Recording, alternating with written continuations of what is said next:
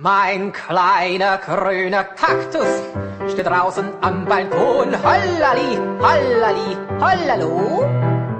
Was brauchst rote Rosen, was brauchst rote Mohn? Hollali, hollali, hollalo. Und wenn ein Bösewicht was Ungesogenes spricht, dann hol ich meine Kaktus und der sticht dich nicht.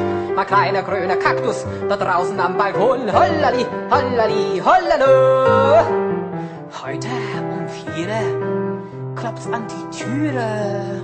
Na, nu Besuch so früh am Tag. Es war Herr Krause vom Nachbarhause. Er sagt, verzeihen Sie, wenn ich frag. Sie haben doch eine Kaktus und Kaktus da draußen am Balkon. Hollali, hollali, hollalo. Der fiel soeben runter, was halten Sie davon? Hollali, hollali, hollalo. Er fiel mir aufs Gesicht, ob's glauben oder nicht. Jetzt weiß ich, da Ihr kleiner grüner Kaktus sticht. Bewahren Sie Ihren Kaktus gefälligst anderswo. Hollali, hollali, hollalo.